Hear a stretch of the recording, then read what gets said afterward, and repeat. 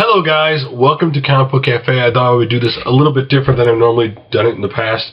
And today we're going to talk about and review Indestructible Hulk issue number 6. Now for those who don't know, this is the first issue where legendary artist Walt Simonson actually starts drawing the comic, and of course Mark Waid writes this. Now, as you can see, Thor's on the cover, and I will show a little bit of this comic book off at the very end of the video. But what's interesting about this comic is, being that it's the first time I've read Indestructible Hulk, this series, is that now Bruce Banner is part of S.H.I.E.L.D. And basically the deal is, he'll turn into the Hulk when the S.H.I.E.L.D. needs him to, but he wants to let the world, remember his contribution to science and not the Hulk. So he does science stuff. The S.H.I.E.L.D. allows him to do science stuff with the team and stuff, and whenever they need him to do something, him and the Hulk will go and do whatever they need to do. But in this issue, they have a very small part of Thor's hammer, a real small shard from the current Thor, and they use it to open a gate. And they go through the gate, and it takes them to, of course, Asgard or Thor's world, and they come around that world, and they happen to come across a Thor shows up. But this is not the Thor they remember today. This is more the Thor of yesteryear. And he doesn't even remember meeting Bruce Banner or the Hulk or anything like that. So he doesn't. This is Thor before he had met anybody.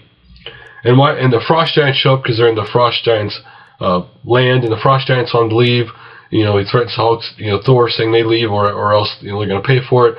And Thor starts to beat up all the Frost Giants. And eventually one thing learns to another, and they freeze Bruce Banner. He falls on the ground, and of course he changes into the Hulk, and he's still tiny by Frost Giant standards, and he takes one of them out. And this is where people are going to want to pick up this book. This is, if you're not interested in the spoiler ending, then you might as well not listen to the next 20 seconds. But at the very end of this book, when obviously they outnumber the Hulk picks up Thor's hammer, or tries to, and eventually he picks it up and says Hulk worthy at the end. So Hulk was able to pick up Thor's hammer at the end, which is a really big deal, because normally nobody but Thor gets to pick it up, so clearly Hulk's worthy. And that's how they end the comic book. So it wasn't a bad comic book. It was the beginning slow, setting up everything, and then when they get to Thor's land, that's when all the action happens with the Frost Giants. So now, guys, I will show you guys a little bit of the book so you can see a little bit what the artwork looks like. I'm not going to show too much of it, so see you then. Okay, guys, once again, here's the cover to Indestructible Hulk number 6. I'm just going to show you a couple pages here. Let's see. Let's show you, okay, here, for example, here's just the portal they made open up, right? Here's the artwork of the comic book. Not a bad artwork.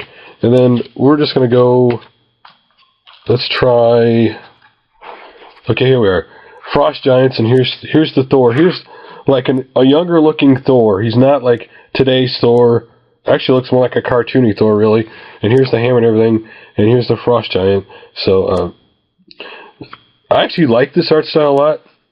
And for you to see the Hulk, I'm going to show you, there's basically the Hulk with the Thor hammer at the end. So that's really, I like the art style. There isn't a lot to talk about in this comic, really. It's just a basic setup of the laboratory to get here, and then after they get there, it's just simply the Frost Giants and Thor show up, and then bam, Hulk gets the hammer. So obviously the next comic book we follow the action with Hulk actually having Thor's hammer, guys. So just wanted to show you guys a little bit of the comic book. Love to hear your suggestions on the review, any changes you'd like to hear happen, and there you guys go. Hopefully you like it. Talk to you guys later at Comic Book Cafe.